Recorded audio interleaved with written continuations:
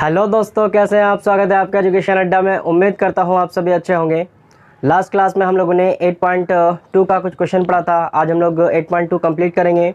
और आपका ही एक कमेंट है 8.1 का क्वेश्चन नंबर 10। तो पहले आप लोग के ही डिमांड पे 8.2 का क्वेश्चन नंबर 10 डिस्कस करेंगे। उसके बाद हम लोग 8.2 के आज सारे क्वेश्चन को डिस्कस करते हुए आगे बढ़ेंगे। और एक्स्ट्रा क्वेश्चन जो भी हो सकता है वो भी क्वेश्चन को हम लोग क्या करेंगे, आज डिस्कस करेंगे।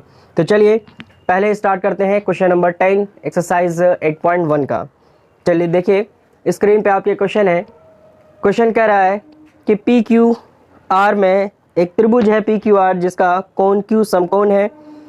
P R plus Q R बराबर है 25 सेंटीमीटर। पी क्यू दिया गया है जहां आपको साइन पी और कॉस पी की, साइन पी कॉस पी और टेन पी की मान को निकालना है। चलिए एक आपको ट्रायंगल बनाना है। इस तरीके से राइट एंगल ट्रायंगल बनाना है।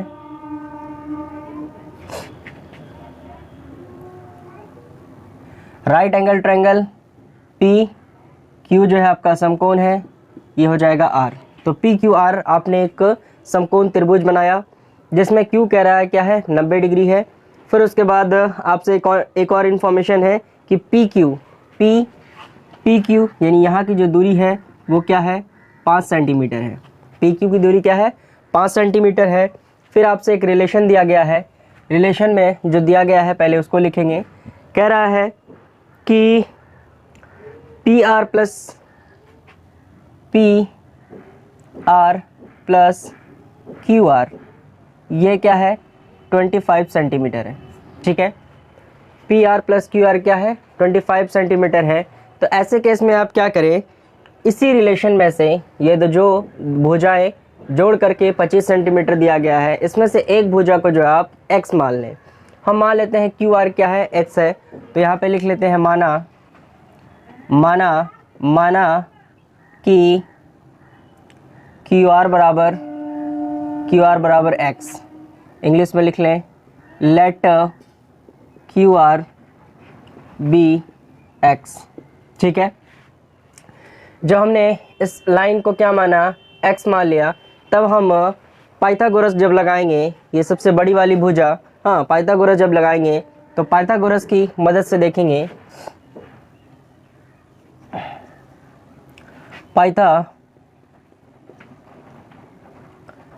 पाइथागोरस प्रमेय जैसे ही करते हैं तो हम देखते हैं कि ये जो सबसे बड़ी वाली भुजा है इसका स्क्वायर करेंगे, यानी पी आर का होल स्क्वायर बराबर हो जाएगा पी क्यू का whole square plus Q R का होल स्क्वायर। ठीक है ना। तो हम क्या देखते हैं, अच्छा यहाँ से एक और रिलेशन निकाल लीजिए। क्या निकालिएगा कि आपने पी आर को वैसे रहने देना है, इसको आपने क्या माना, x माना, इक्वल टू क्या हो गया, 25 सेंटीमीटर। ठीक है, तब यहाँ से आप पी आर बराबर लिख सकते हैं, क्या लिख सकते हैं, 25 माइनस एक्स। ठीक है ना, 25 माइनस एक्स लिख सकते हैं। तो पी आर के जगह पे आपको क्या लिखना है, 25 माइनस एक्स लिखना है। चलिए, तो 25 माइनस एक्स का होल स्क्वायर हो जाएगा, है ना, क्योंकि पी आर के जगह पे आपको क्या लिखना है, 25 माइनस एक्स, और इस पर होल स्क्वायर है तो यहाँ भी आप क्या देंगे, होल स्क्वायर देंगे। चलिए पी क्यू क्या मान दिया गया है, 5 सेंटीमीटर, तो 5 का होल स्क्वायर, और इसे आपने क्या माना है, x माना है, तो ये क्या हो जाएगा, x स्क्वायर हो जाएगा। चलिए फिर आप क्या करेंगे, a माइनस बी के शक्ल में आपने देखा कि 25 माइनस एक्स क्या हो जाएगा, a माइनस बी का होल स्क्वायर, यानी a square minus B square, हाँ a square plus B square minus 2ab की शक्ल में ये आ जाएगा। ठीक है, फिर इसे क्या करेंगे, एज इट इज जैसे है वैसे लिख देंगे, सिर्फ 5 का स्क्वायर करेंगे। तो 5 का स्क्वायर करते हैं तो क्या आ जाता है, 5 का स्क्वायर करेंगे तो 625 आएगा। x का स्क्वायर करेंगे तो x स्क्वायर माइनस 2a और b।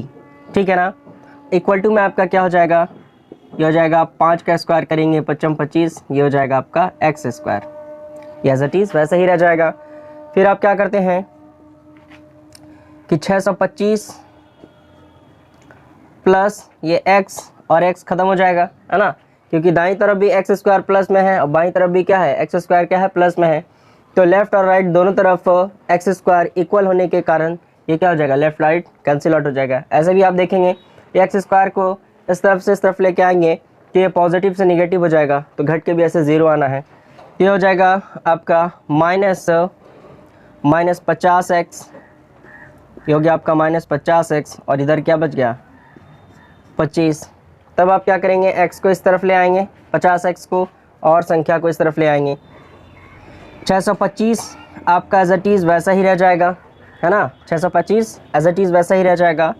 25 आपका दाईं तरफ से बाईं तरफ आएगा तो क्या हो जाएगा, माइनस से प्लस, प्लस से माइनस, तो यहाँ प्लस था तो इधर आके माइनस में हो गया। फिर क्या देखना है, यहाँ क्या बचा आपका 50x बचा। तब आप देखते हैं कि 50x बराबर 625 में से 25 घटेगा तो क्या बच जाएगा, आपका बच जाएगा 600, ठीक है ना। और जब आप x का मान निकालना चाहें,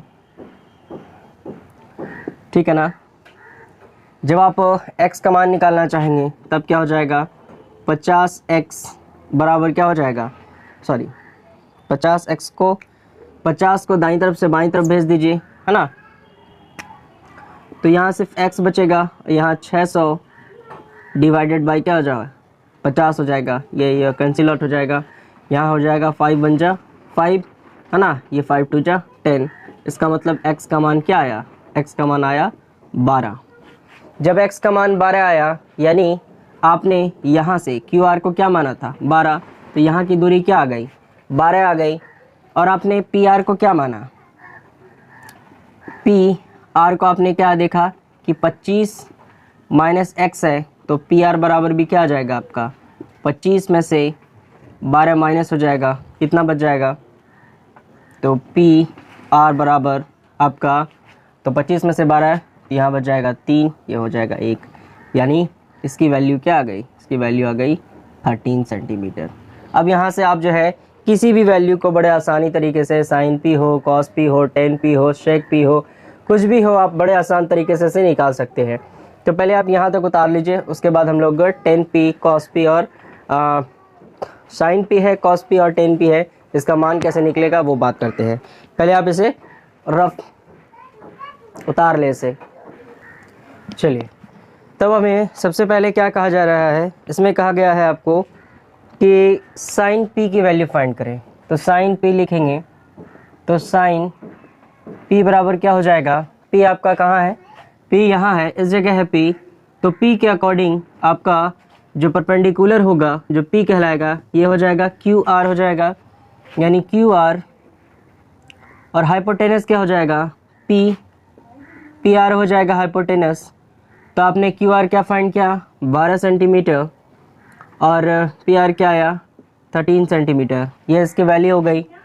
फिर इसी तरीके से अगर हम लोग cos p के बारे में फाइंड करना चाहें, तो cos p के अकॉर्डिंग आपका बेस क्या हो जाएगा, बेस से PQ हो जाएगा, तो PQ इस तरीके से PQ, और हाइपोटेनस क्या हो जाएगा, हाइपोटेनस तो दोनों का सेम रह जाएगा, PR हाइपोटेनस हमने, तो PQ हमने क्या देखा, PQ देखा कि 5 सेंटीमीटर है और हाइपोटेनस दोनों का सेम है, तो 13 हो जाएगा।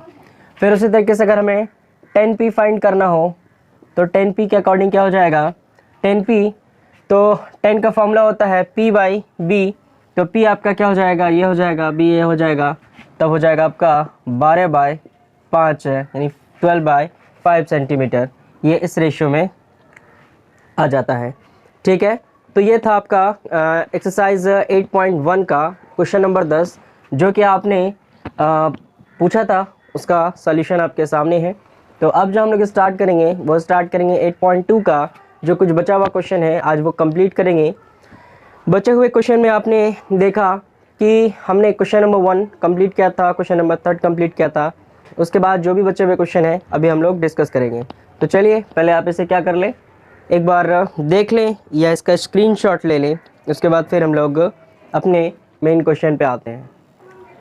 अब हम लोग देखेंगे हमारा जो एक्सरसाइज 8.2 का जो बचा हुआ क्वेश्चन है वो आज हम लोग डिस्कस करेंगे, और हम लोग जो एक्स्ट्रा भी क्वेश्चन हो सकता था उस पर भी बात करेंगे।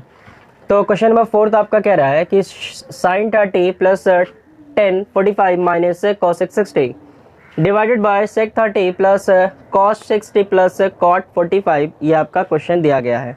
इसी में से आपको क्या करना है, आंसर निकालना है। तो कल इन लास्ट क्लास में भी हम लोगों ने फ्रैक्शन वाले नंबर को, फ्रैक्शन वाले वैल्यूज़ को भी पढ़ा था कि जो अंश और हर में वैल्यू आपको दिया गया था साइन और कॉस, ठीक है। तो आज भी उसी तरीके से क्वेश्चन दिया गया है, अंश और हर में आपको थीटा की वैल्यू दी गई है।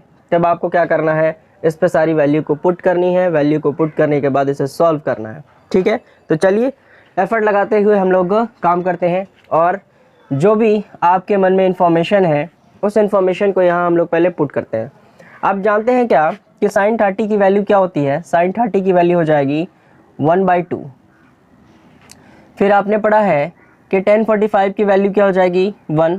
फिर आपने क्या पढ़ा है, sec 60, यानी शेक उल्टा किसका है, शेक उल्टा है साइन का, और साइन 60 की वैल्यू होती है √3/2, तो इसकी वैल्यू क्या हो जाएगी 2/√3, जस्ट उल्टा हो जाएगा ये। उसके बाद क्या करेंगे, अपॉन वाली वैल्यू है यानी हर और अंश दोनों में दिया गया है, तो हम क्या करेंगे शेक 30 क्या है, साइन कॉस का उल्टा है, और कॉस 30 की वैल्यू क्या होती है √3/2, तो ये क्या हो जाएगा 2 ऊपर चला जाएगा और √3 नीचे आ जाएगा, यानी 2/√3 आ जाएगा। फिर क्या हो जाएगा cos 60 का मान क्या होता है, cos 60 का मान 1/2 हो जाएगा, तो प्लस 1/2 लिखेंगे। उसके बाद cot 45, इसका भी मान क्या हो जाएगा आपका 1 हो जाएगा। फिर हम क्या करते हैं, ऊपर सब में एलसीएम लेते हैं, है ना, एलसीएम मेथड से हम लोग सॉल्व करेंगे। तब हमने पढ़ा है कि नॉर्मली सिंपल सा जो क्वेश्चन होता था 2 का 4 का, है ना, नीचे जो नंबर होते थे, जो होल नंबर होता था 1 2 3 4 5 इस तरीके का नंबर होता था, और हम जो है एलसीएम मेथड से इसे फाइंड कर लेते थे। लेकिन यहाँ क्या है, यहाँ रूट वाली वैल्यू है ना, अपरिमेय संख्या है, इर्रेशनल नंबर है, तो इर्रेशनल नंबर को हम लोग एलसीएम मेथड से कैसे फाइंड करेंगे। तो बड़ा सिंपल है, दिमाग ज़्यादा नहीं लगाना है। देखना क्या है कि यहाँ जो है ना तो 2 के टेबल में √2 आएगा, है ना, तब क्या करना है 2 जो है √2 को मल्टीप्लाई कर देना है, यानी 2√2 हो जाएगा, ठीक है।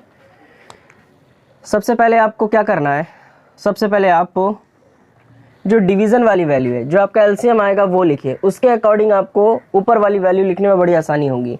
आपने देखा ना तो 2 के टेबल में √3 आएगा, तब आपने 2√3 को मल्टीप्लाई कर दिया, क्योंकि 1 क्या है, 1 किसी के साथ मल्टीप्लाई करें आपका एज इट इज़ वही आंसर आएगा।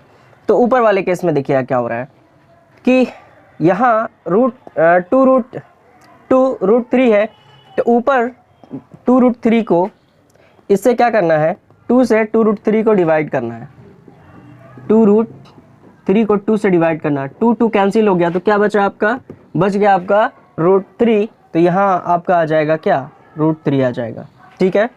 प्लस 1, इसके डिवीज़न अब 1 है, 1 से अगर इस पूरी वैल्यू को डिवाइड करेंगे तो ये एज इट इज़ वैसा ही डिवाइड होकर आ जाएगा, ठीक है। -2 लिखेंगे वैसा, फिर देखेंगे 2 जैसा है वैसा लिख देंगे, इंटू 3 से जो है √3 से इस पूरी वैल्यू को डिवाइड करेंगे, यानी √3 से इस पूरी वैल्यू को डिवाइड करेंगे तो 3 से 3 कैंसिल, क्या आएगा 2, यानी यहाँ जाएगा आपका 2। क्लियर है, ये सिर्फ ऊपर के लिए, ठीक है।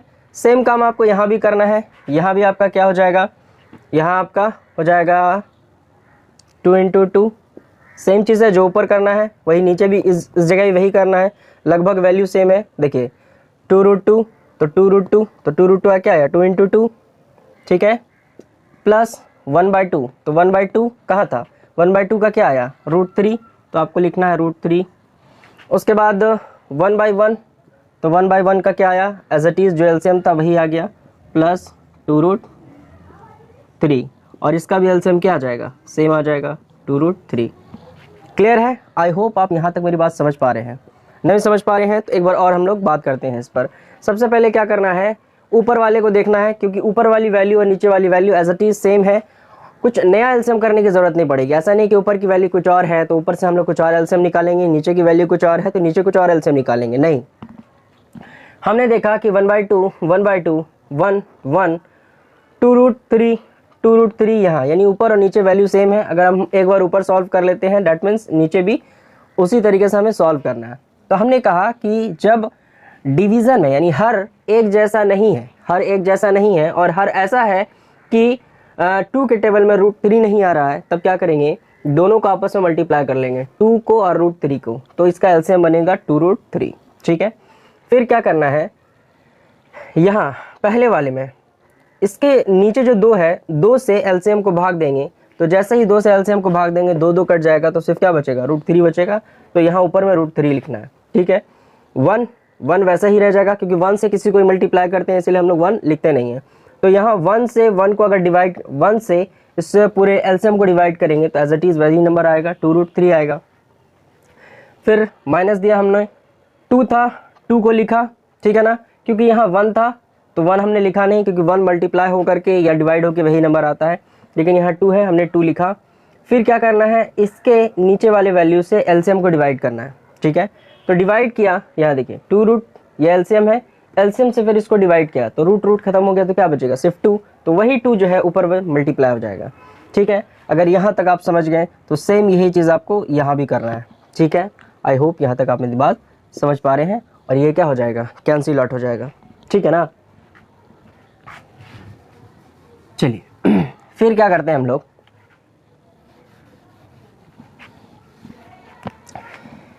अब बचा क्या आपका, अब जो बच गया ऊपर में जो वैल्यू थी, ये हो जाएगा ये हो जाएगा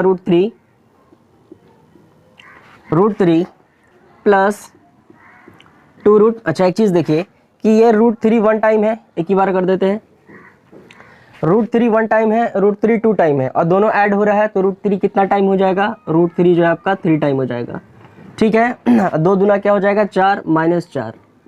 ठीक है ना, डिवाइडेड बाय, यहाँ भी सेम चीज़ है, √3 जो है आपका कितना बार है, एक बार है, यहाँ √3 कितना बार है, 2 टाइम है, तो 2 में से 3 में से 2 में से 1 जुटेगा, 3 हो जाएगा, तो प्लस वाली वैल्यू को पहले लिख देते हैं, यानी कि √3, और ये क्या हो जाएगा, 2 दूना 4, तो ये +4। क्लियर है, अगर आप यहाँ तक मेरी बात समझ पाएँ तो यहाँ से अब आपको काम करना बड़ा आसान हो जाता है। आपने देखा कि जब भी किसी के अंश में, है ना, सॉरी, जब भी किसी के हर में रूट वाली वैल्यू आती है उसका परिमेयीकरण करते हैं हम लोग, तो यहाँ भी आपने देखा कि हर में क्या है, 3√3 है। इसका मतलब यहाँ भी आपको क्या करना होगा, परिमेयीकरण करना होगा। परिमेयीकरण आपने जो है 9th में बड़े अच्छे से पढ़ा है कि इसी वैल्यू से ऊपर नीचे मल्टीप्लाई करते हैं, बस फ़र्क क्या करते हैं, यहाँ प्लस है तो वहाँ माइनस देंगे, है ना, यहाँ अगर प्लस है तो यहाँ माइनस से ऊपर नीचे गुना करेंगे। चलिए, तो आपका क्या है, 3√3, यहाँ प्लस है तो -4, तो जो चीज़ ऊपर मल्टीप्लाई क्या है, सेम चीज़ नीचे लिखना है। ऊपर जिससे मल्टीप्लाई किया तो नीचे भी उसी से मल्टीप्लाई करेंगे, ताकि ये दोनों कट जाएगा, कटने के बाद ये एज इट इज़ वही वैल्यू आ जाएगी, है ना। मैथ्स में कुछ आपको एक्स्ट्रा दिमाग नहीं लगाना है, कुछ अपने मन से काम नहीं करना है, ऐसा काम करना है जो कि कटने के बाद या डिवाइड होने के बाद जो उसका ओरिजिनल क्वेश्चन था उसी फॉर्म में चला है। तो हमने 3√3 - 4 से ऊपर गुना किया तो नीचे भी, तो ये दोनों कट जाएगा, तो ओरिजिनल क्वेश्चन क्या है इसका, यही है, फिर वैसा ही आ जाएगा। चलिए, फिर आपने देखा कि ए, ये पूरा ए, ये बी, और ये ए और ये बी, तो a - b, तब आपने क्या पढ़ा है, a - b दोनों एक साथ होगा, तब हो जाएगा a - b का होल स्क्वायर। ठीक है ना, फिर क्या हो जाएगा, ये a + b, ये a - b, a + b, a - b, तब आपने पढ़ा है a - b का होल स्क्वायर, a - b का होल स्क्वायर। क्लियर है, चलिए यहाँ क्या करेंगे, a का स्क्वायर करेंगे तो 3 का स्क्वायर हो जाएगा, a का स्क्वायर यानी 3 का स्क्वायर ना हो जाएगा, और √3 का स्क्वायर क्या हो जाएगा, 3, प्लस b स्क्वायर, b का स्क्वायर करेंगे 16, माइनस 2ab, 2a और b क्या है आपका 4, 2ab, माइन डिवाइडेड बाय, यहाँ क्या हो जाएगा a स्क्वायर यानी 9 का स्क्वायर, और रूट का स्क्वायर करेंगे तो 3 आ जाएगा, और माइनस क्या हो जाएगा, 16 हो जाएगा। चलिए, 9 या इधर 27, और 27 और 16 को एक साथ ऐड कर देंगे। ठीक है, फिर इधर हो जाएगा आपका 3 दूना 6, 6 चौके 24, तो इधर आप क्या कर लें, 27 को 16 से ऐड कर लें तो 13 हो जाएगा इधर, इधर हो जाएगा 3 1 4, 43 हो जाएगा। तो 43 माइनस 24 रूट 3 आ जाएगा, है ना। 24 रूट 3 और डिवाइडेड बाई क्या हो जाएगा, इधर हो जाएगा आपका 27। 27 में से 16 को माइनस कर देंगे। 27 में से जैसे ही 16 माइनस होगा तो ये बच जाएगा 1, ये बन जाएगा 1, तो आपका आंसर हो जाएगा 11। तो यही आपका आंसर आया। क्लियर है? आई होप मेरी बात आप समझ पा रहे हैं, है ना। 27 9 तिया 27, है ना। 27 में 16 जोड़ेंगे तो क्या आएगा 43। हमने डायरेक्ट एक बार में ही लिख दिया, चाहे तो आप एक स्टेप और बढ़ा के लिख सकते हैं। तो 27 में 16 ऐड करेंगे तो कितना हो जाएगा 43। ये हो जाएगा 3 दूना 6, 6 चौके 24, और रूट के साथ गुना नहीं करते हैं इसीलिए 24 रूट 3 आ जाएगा। उसके बाद यहाँ क्या 9 तिया 27, 27 में से 16 घटाएंगे कितना आ जाएगा 11। तो यही आपका क्या हो गया, आंसर हो गया। आई होप यहाँ तक आप मेरी बात समझ पाएँ। क्लियर है? चलिए एक बार आप इसे स्क्रीनशॉट ले लें या इसको आप उतार लें। चलिए देखते हैं, एक और क्वेश्चन है आपका। कह रहा है क्वेश्चन आपसे कि root under 1 minus cos square 30 का whole square plus root under 1 minus sine square 30 का whole square divided by 2 sine theta into cos theta. ये आपका क्वेश्चन है, और आपको क्वेश्चन देख के लगता होगा कि ये बहुत लेंदी क्वेश्चन है, बहुत बड़ा क्वेश्चन है, लेकिन ये चंद 3 से 4 2 या 3 स्टेप में आपका बन के कम्प्लीट हो जाएगा। तो चलिए अपने एफर्ट को लगाइए। आपने क्या पढ़ा है, हाँ, किसी भी त्रिकोणमिति में आपने जो फार्मूलाज पढ़े हैं उस फार्मूलाज को देखिए। क्या आपने जो फार्मूला पढ़ा है उस फार्मूले से ये को रिलेट कर रहा है क्या? तो आपने देखा कि आपने एक फार्मूला पढ़ा है sine square theta plus cos square theta equal to 1। तो जब उस फार्मूले को हमने रिलेट किया था, जब उससे हमने रिलेशन निकाला था तो बना था 1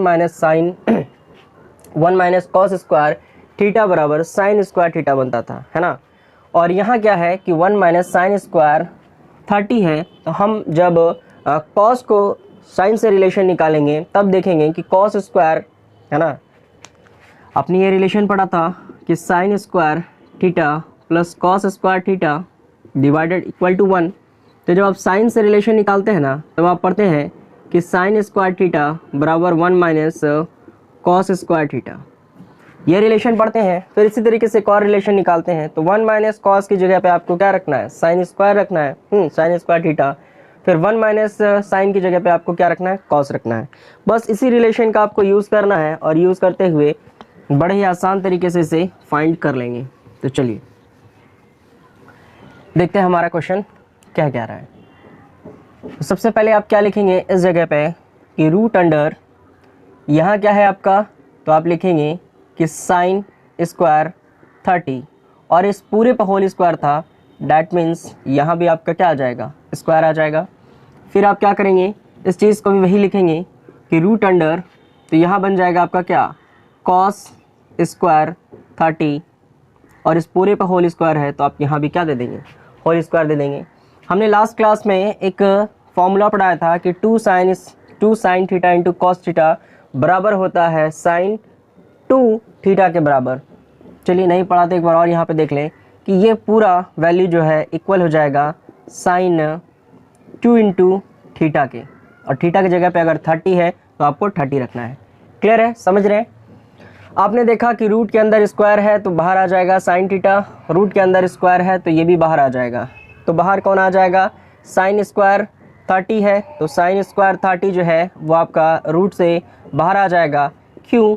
क्योंकि इस पूरे पे होल स्क्वायर था, ठीक है। प्लस ये भी आपका क्या आ जाएगा, बाहर आ जाएगा, क्योंकि इस पूरे पे क्या है आपका, स्क्वायर है, तो ये भी आपका क्या आ गया, रूट से बाहर आ गया। तो रूट के अंदर स्क्वायर था तो ये पूरी वैल्यू बाहर आ गई, ठीक है ना। फिर आपने देखा कि साइन 2 इंटू 30 है तो क्या आ जाएगा, साइन 60 डिग्री आ जाएगी। तो आपने पढ़ा है sine square theta plus cos square theta equal to क्या पढ़ा है, 1। ये पूरी वैल्यू 1 के बराबर हो जाएगी और बच जाएगा आपका साइन 60 डिग्री। और साइन 60 किसके इक्वल हो जाएगा, कॉशेक के बराबर हो जाएगा, है ना। कॉशेक 60 डिग्री के बराबर हो जाएगा, और कॉशेक 60 का मान क्या हो जाएगा, कॉशेक 60 का मान 2/√3। क्लियर है? आई होप यहाँ तक आप मेरी बात समझ पा रहे होंगे, ठीक है ना। Sine square theta plus cos square theta equal to 1, है ना। तो इस पूरी वैल्यू की जगह पे हमने क्या रखा, 1 रखा। देखिए अगर यहाँ 630 होता, अगर यहाँ 60 होता, तब आप इस वैल्यू को 1 के बराबर नहीं लिख सकते, क्योंकि आपने फॉर्मूला जो पढ़ा है sine square theta plus cos square theta, यानी थीटा की वैल्यू सेम होनी चाहिए, है ना। तो यहाँ भी थीटा की वैल्यू क्या है, सेम है। तो sign square theta plus cos square theta बराबर क्या हो जाएगा, 1 हो जाएगा। और साइन 60 वैसा ही लिख देंगे, 1 बाई साइन 60 किसके बराबर, कोसेक 60 के बराबर। कोसेक 60 का मान, तो साइन 60 का मान क्या आता है, साइन 60 का मान √3/2, तो ये उल्टा हो जाएगा 2/√3। क्लियर है। आई होप यहाँ तक आप मेरी बात समझ पा रहे होंगे।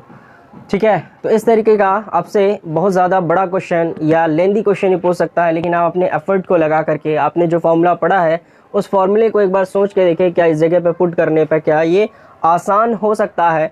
तो आपने देखा कि ये आसान हो सकता है।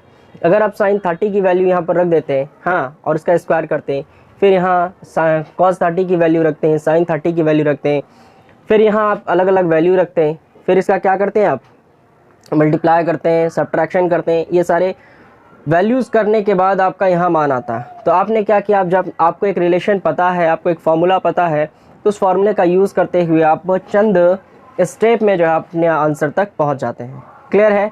और आप गुना भाग, बड़े गुना भाग से बचते हैं। ठीक है, तो चलिए इसे भी आप एक बार उतार लें, स्क्रीनशॉट ले लें इसका। ठीक है, चलिए हम लोग बढ़ते हैं अपने अगले क्वेश्चन की तरफ। तो हमारा नेक्स्ट क्वेश्चन कह रहा है कि 1 minus 10 square 45 degree divided by 1 plus 10 square 45 degree. तब आपको बताना है कि ये किसके बराबर है या इसका मान क्या आएगा। तो ये बड़ा आसान सा क्वेश्चन है। तो आप जानते हैं कि 10 45 की वैल्यू क्या होती है, 1, और 1 का स्क्वायर करना है। यहाँ भी क्या है, 1 प्लस 1 का स्क्वायर करेंगे तो एक में से एक घट जाएगा, कितना बचाएगा, 0। तो इसका आंसर 0, और नीचे क्या हो जाएगा, 1 1 2, तो इसका आंसर क्या आ जाना है, 0 आ जाना है। ठीक है, बड़ा छोटा सा क्वेश्चन था। क्या है, 1 माइनस 10 स्क्वायर थीटा 10 स्क्वायर 45 का मान 1 आता है, और 1 का स्क्वायर भी करेंगे तभी क्या आएगा, 1 ही आएगा। तो एक में से एक घटेगा, क्या बचेगा, 0। इन दोनों को जोड़ेंगे तो 2 बचेगा। तो अगर किसी 0 को 2 से भाग देंगे तो भी आंसर क्या आएगा, 0 ही आएगा। तो बड़ा छोटा सा क्वेश्चन था। चलिए इसके बाद आपका नेक्स्ट क्वेश्चन है। नेक्स्ट क्वेश्चन आपसे कह रहा है, जो आपका स्क्रीन पे भी है, कह रहा है साइन 2a बराबर 2 साइन a तब सत्यापित होता है जबकि a बराबर होता है।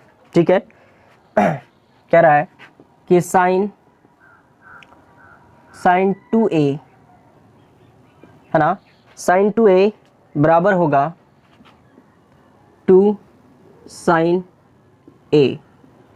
इसका सिंपली क्वेश्चन कहने का मतलब है कि a के जगह पे कौन सी वैल्यू रखें कि ये दोनों आपस में बराबर हो जाए, साइन 2a और 2 साइन a आपस में बराबर हो जाए। तो हम a के जगह पे कौन सी वैल्यू रखें, 0 डिग्री, 25 डिग्री, हाँ 70 डिग्री या 45 डिग्री, हाँ कौन सी वैल्यू को हम लोग रखें कि ये दोनों वैल्यू आपस में बराबर हो जाए। चलिए तो पहले क्या करते हैं, देखते हैं कि अगर हम a की जगह पे 30 डिग्री रखते हैं, अगर हमने a की जगह पे 30 डिग्री रखा तो दाईं तरफ से देखेंगे कि साइन 2 इंटू 30 हो जाएगा, बराबर क्या हो जाएगा, 2 साइन 30 डिग्री।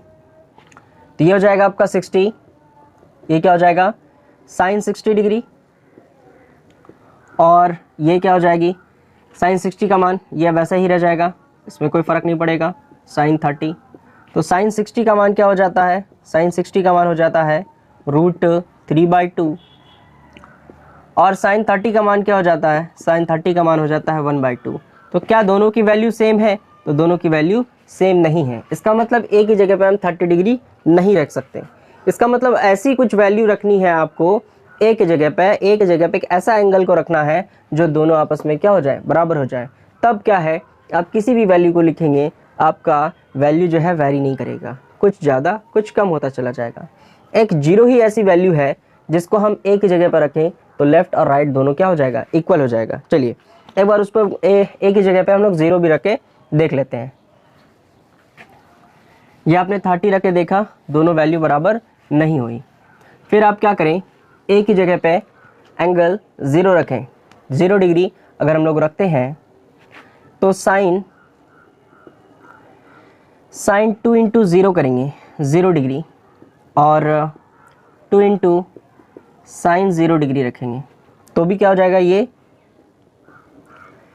साइन 0 डिग्री ही आएगा। और यहाँ भी जो करेंगे तो साइन 0 का मान क्या आता है, 0 ही आएगा, और साइन 0 का मान यहाँ भी क्या आएगा, 0 आएगा, और 2 को 0 से मल्टीप्लाई करेंगे तो भी क्या आएगा। आपने देखा लेफ्ट साइड और राइट साइड दोनों क्या हो जा रहा है, इक्वल हो जा रहा है। इसका मतलब सिर्फ और सिर्फ एक ही जगह पे अगर हम 0 रखेंगे तब लेफ्ट और राइट दोनों क्या हो जाएगा, इक्वल हो जाएगा। आई होप यहाँ तक आप मेरी बात समझ पा रहे हैं। और ये बहुत छोटा सा क्वेश्चन है, बस एक कॉन्सेप्ट लगाना है और आपका क्वेश्चन जो है बड़े आसानी से बन जाएगा। चलिए एक बार इस प्रूफ को आप एक बार उतार लें या स्क्रीनशॉट जल्दी से ले लें। चलिए बढ़ते हैं अपने नेक्स्ट क्वेश्चन की तरफ। कह रहा है कि 2 tan theta 1 minus tan theta. इसमें भी क्या करना है आपको, इसमें कुछ ज़्यादा लॉजिक नहीं लगाना है। अगर यहाँ पे 1 प्लस होता तो इससे पहले हमने क्वेश्चन भी बताया था कि लॉजिक लगा करके हम लोग फॉर्मूले को यूज़ करके, लॉजिक क्या लगाना है, फॉर्मूले को यूज़ करके जो आपका बुक में यूनिफॉर्मेशन जो आपको बुक में दिया रहता है उसी चीज़ को यूज़ करते हुए हम लोग काम कर लेते हैं, तो लॉजिक कहला जाता है वो। तो यहाँ पे हम क्या करना है, अगर यहाँ प्लस होता तब हम लोग फॉर्मूले का यूज़ करते हुए इसे शॉर्ट कर लेते हैं, लेकिन हम लोग यहाँ पे क्या करेंगे, यहाँ पे डायरेक्ट वैल्यू को पुट करेंगे तो लिखेंगे 2 इंटू tan 30 की वैल्यू क्या हो जाती है 1/√3, और यहाँ क्या हो जाएगा 1, और यहाँ स्क्वायर है तो 1/3 का होल स्क्वायर हो जाएगा। ठीक है, अगर इसे सॉल्व करेंगे तो ये हो जाएगा 2/√3। ठीक है, और यहाँ क्या हो जाएगा आपका 1 माइनस 1/3, तो ये सॉल्व हो जाएगा, ये 3 हो जाएगा, 3 1 जा। जब आप इसे सॉल्व करेंगे तो ये 3 माइनस 1, चलिए एक स्टेप और ही ले लेते हैं।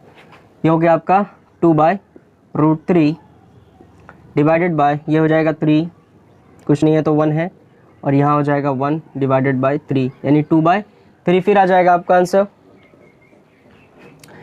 तो 2/√3 जैसा है वैसा लिख दें। यहाँ क्या आ जाएगा 3, तो ये 3 सबसे ऊपर चला जाएगा। ठीक है, और ये माइनस होके क्या आ जाएगा, माइनस होके 2 आ जाएगा, तो ये और ये कैंसिल हो जाएगा, ये रूट। ठीक है, तो ये यहाँ से कट जाएगा, इसको इससे काटेंगे तो आ जाएगा क्या आपका √3, और √3 किसके बराबर होता है, √3 बराबर होता है आपका tan 60 के बराबर। ठीक है, तो इसकी वैल्यू जो आ गई वो किसके बराबर आ गई, इसकी वैल्यू आ गई tan 60 के बराबर। क्लियर है, चलिए बस इतना सा आपको वैल्यू पुट करना था, बड़े आसानी से ये भी निकल जाता। ठीक है, यहाँ समझे ना आप, इसको लेफ्ट से राइट मल्टीप्लाई किया, इसको इससे मल्टीप्लाई किया, कोना कोनी, नीचे वाले को नीचे वाले से। ठीक है, 3 में से 2 गया, 3 में से 1 गया, बचा कितना, 2 बच गया आपका। सॉरी, ये वैल्यू सबसे ऊपर चली जाएगी, ये वैल्यू सबसे ऊपर चली गई, हाँ, और 3 में से 1 माइनस हुआ तो यहाँ क्या आ गया, 2 आ गया, ये कट के क्या आ जाएगा। इस तरीके से आप बड़े आसानी तरीके से इसे फाइंड कर सकते हैं। चलिए एक बार आप इसको फिर से देख लें, या जो इसे उतारना चाहते हैं उतार लें, और हमारे चैनल को देखिए। एक आपका क्वेश्चन है कि tan a + b = √3 और tan a - b = 1/√3, जिसका पूरा क्वेश्चन जो है आपके स्क्रीन पे है। कह रहा है यदि tan a + b = √3 और tan a - b = 1/√3, जहाँ a + b जो है 0 डिग्री से बड़ा और 90 डिग्री से छोटा है।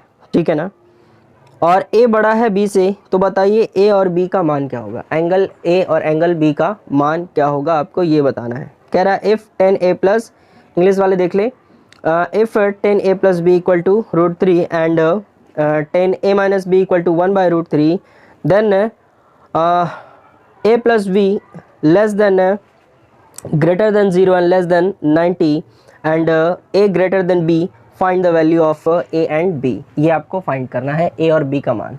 तो चलिए हम अपने क्वेश्चन को देखते हैं एक बार। तो क्वेश्चन में हमने देखा कि a + b सिर्फ आपको क्या दिया है √3, और यहाँ tan a - b = सिर्फ क्या दिया है आपका 1 - √3। तो आप क्या करें, यहाँ से इसका रिलेशन निकालें। अगर यहाँ 10 है तो इसका रिलेशन जो है 10 से निकालें। तो 10 से निकालेंगे तो आप देखेंगे कि √3 जो है 10 में वैल्यू आती है क्या, तो √3 tan 60 अगर करते हैं तो क्या आ जाएगा tan 60 अगर करते हैं तो क्या आ जाएगा, √3 आ जाएगा। जब भी आपको अगर tan दिया है तो इसका रिलेशन भी tan से निकाले। अगर आपको यहाँ cos दिया है तो यहाँ आपका रिलेशन किससे निकालना है, cos से निकालना है, ठीक है ना। तो आप इस चीज़ को क्या लिख सकते हैं,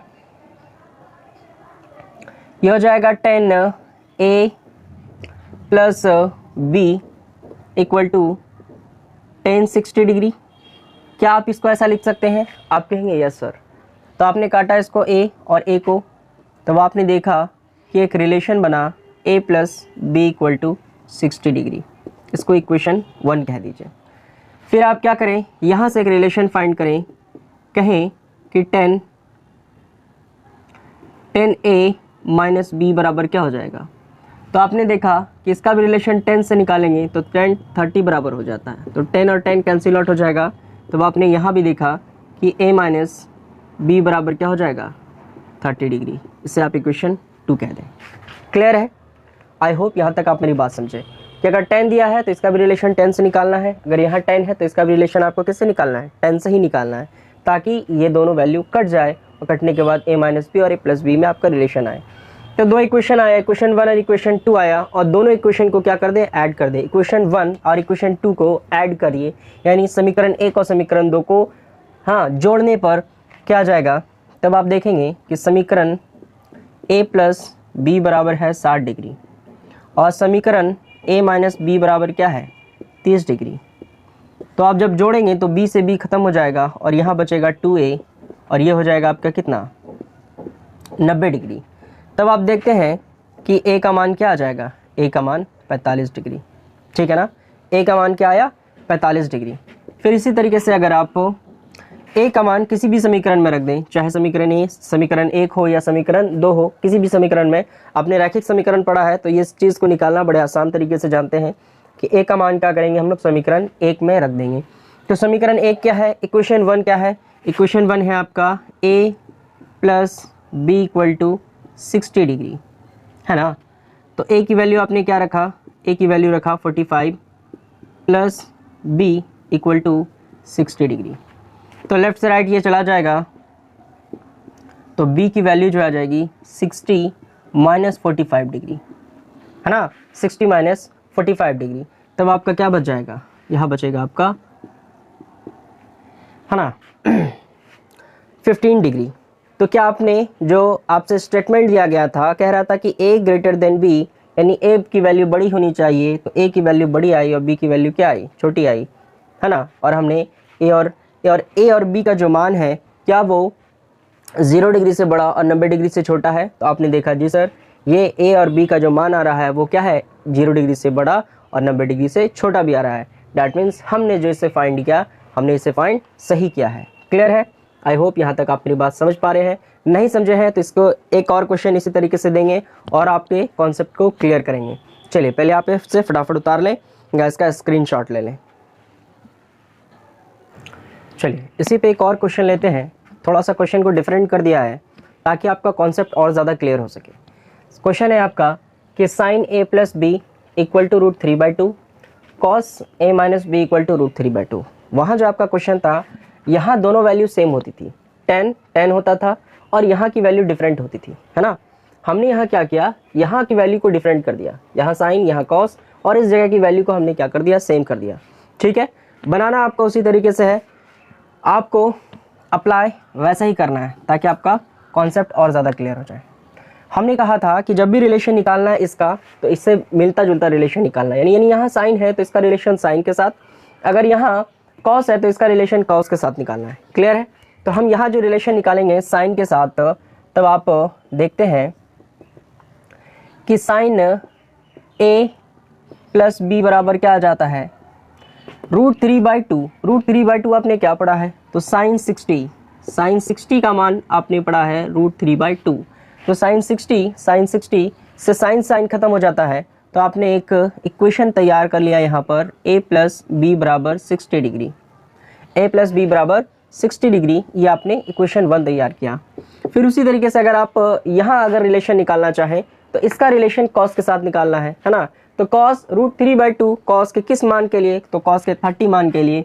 तो इसे हमने क्या करना है, इसे वैसे ही लिखना है, A माइनस बी बराबर क्या हो जाएगा आपका इसको हम लोग लिख सकते हैं ना कि cos 30 डिग्री, है ना। cos 30 का मान क्या हो जाता है, √3/2। cos 30 का मान √3/2। तो आप क्या करेंगे, इससे और इसे कैंसिल आउट कर देंगे।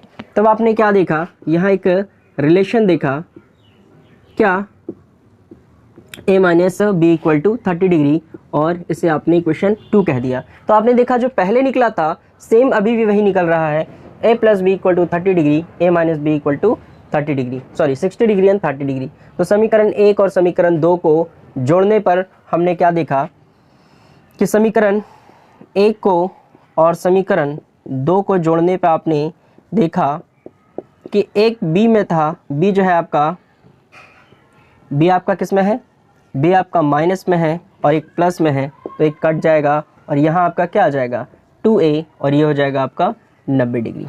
क्लियर है। उसके बाद आप लोग क्या देखेंगे कि a का मान जैसे ही, तो a का मान आपका क्या निकला, a का मान निकला 45 डिग्री, तो b का मान क्या निकल जाएगा, b का मान 15 डिग्री, इससे पहले अभी हमने निकाला है। क्लियर है। आई होप यहाँ तक आप मेरी बात समझ पा रहे हैं। यहाँ पे कुछ भी हो सकता है, साइन की जगह पे सेक भी रख सकते हैं, हाँ शेक, यहाँ भी शेक रख सकते हैं, कॉशेक रख सकते हैं, टेन रख सकते हैं, उसका रिलेशन इसके साथ कुछ भी बना सकते हैं। तो ऐसी वैल्यू जो है, इस तरीके के क्वेश्चन से बहुत सारे क्वेश्चन बन सकते हैं। टेन और कॉस के वैल्यू पे बन सकते हैं, टेन कॉट के वैल्यू पे बन सकते हैं, साइन और कॉस के वैल्यू पे बन सकते हैं, जो भी हमने बनाया। फिर आपका शेक और कॉशेक के वैल्यू पे बन सकता है। तो आप इस तरीके से एग्जामिनर आपको बहुत तरह से क्वेश्चन पूछ सकता है। ठीक है। आई होप यहाँ तक आपको सारे क्वेश्चन समझ आए होंगे, और हमने जो भी क्वेश्चन बताया आई होप आप समझ पा रहे होंगे और आपने बहुत अच्छे तरीके से समझा होगा। और अभी क्या है कि आपका लास्ट मंथ से, यानी जनवरी या फरवरी से जो आपका एग्ज़ाम स्टार्ट हो जाएगा, तो आपको करना क्या है, आपको वैसे क्वेश्चन को चूज़ करना है या वैसे चैप्टर को चूज़ करना है जो आपको प्रॉपर्ली आता हो, जिस पे आपका कॉन्फिडेंस है। हाँ, उस चैप्टर को आप ज़्यादा से ज़्यादा बनाएं। आप कोशिश करें एनसीईआरटी को ज़्यादा मजबूत करने का। एनसीईआरटी का एक एक क्वेश्चन इस तरीके से बनाएं ताकि आपको रात में भी 12 बजे रात में भी उठा के कोई पूछे तो आप बिना झिझक के उसे बना सकते हैं। ठीक है ना। तो जितने भी, हमको लगता है कि पूरे ऑल ओवर इंडिया में जितने भी स्टूडेंट होते हैं, कुछ स्टूडेंट, लेकिन लगभग स्टूडेंट जो है सारे चैप्टर को नहीं पढ़ते हैं और पढ़ भी नहीं पाते हैं। इतना लंबा बड़ा सिलेबस होता है और एक साल में कंप्लीट भी नहीं हो पाता। तो हम लोग क्या करें, अपने वैसे चैप्टर को चूज़ करें जिस पे हमारा कॉन्फिडेंस क्या है, ज़्यादा है और जिससे ज़्यादा क्वेश्चन बन सकता है। तो वैसे क्वेश्चन को नहीं, वैसे चैप्टर को हम लोग ज़्यादा से ज़्यादा टाइम पढ़ें। जैसे ट्रिगो क्या है, ट्रिगो में आपको 1000 तरीके से क्वेश्चन पूछा जा सकता है और बहुत ही ज़्यादा इंटरेस्टिंग क्वेश्चन होता है इसमें। इस पर क्या करें, आप अच्छे से पढ़ें, है ना, फार्मूला अच्छे से पढ़ें, इस पर नए नए क्वेश्चन हैं उसको डिस्कस करें। हाँ, आप लीनियर इक्वेशन पढ़ें, क्वाड्रेटिक इक्वेशन पढ़ें, रैखिक समीकरण, द्विघात समीकरण और निर्देशांक ज्योमेट्री, जितने भी जो चैप्टर हैं जो आपसे आसानी से बन सकते हैं। हाँ, जो आपको लगता है कि हम इस पर प्रैक्टिस करें तो और अच्छे से अच्छा हो सकता है। जैसे बहुत सारे बच्चे त्रिभुज नहीं पढ़ते हैं, है ना। त्रिभुज में क्या है, चैप्टर भी बहुत ज़्यादा बड़ा है, क्वेश्चन भी है और उसमें कॉन्सेप्ट बहुत ज़्यादा कॉन्सेप्ट की ज़रूरत है। ठीक है। तो आप थोड़ा नेगलेक्ट करके चलें, उसमें थ्योरम वगैरह जो भी है वो पढ़ लें। लेकिन जो आपका क्वेश्चन, जो आपका चैप्टर पढ़ा हुआ है, जैसे आप प्रोबेबिलिटी बहुत ज़्यादा हल्का है, हाँ, प्रायिकता जिसे कहते हैं, तो वो बहुत ज़्यादा हल्का है, उसे आप 2-3 बार प्रैक्टिस कर लें। आप 1 बार 2 बार प्रैक्टिस कर लेंगे फिर कभी नहीं पूछेंगे। उसमें क्या होता है, बहुत डिफरेंट टाइप से क्वेश्चन नहीं पूछा जाता। हाँ, क्वेश्चन का लेवल हमेशा जो है एक जैसा ही रहता है हर साल। तो आप उसे पढ़ें, सांख्यिकी पढ़ें, आप बारंबारता, ये सब पढ़ें। इसमें भी क्वेश्चन बहुत लॉजिकल क्वेश्चन नहीं पूछा जाता, सिंपल साधारण सा क्वेश्चन पूछा जाता, फार्मूला बेस्ड। उन सब चैप्टर को आप ज़्यादा से ज़्यादा प्रैक्टिस करें, क्योंकि अब आपके पास टाइम कम है, हाँ, सिलेबस लंबा है, तो ज़्यादा से ज़्यादा मेहनत करें। और उम्मीद करते हैं, आपके लिए होप करते हैं कि आप अच्छे से अच्छा नंबर लाएं। और मेरे वीडियो को भी लाइक करें, शेयर करें और सब्सक्राइब करना ना भूलें।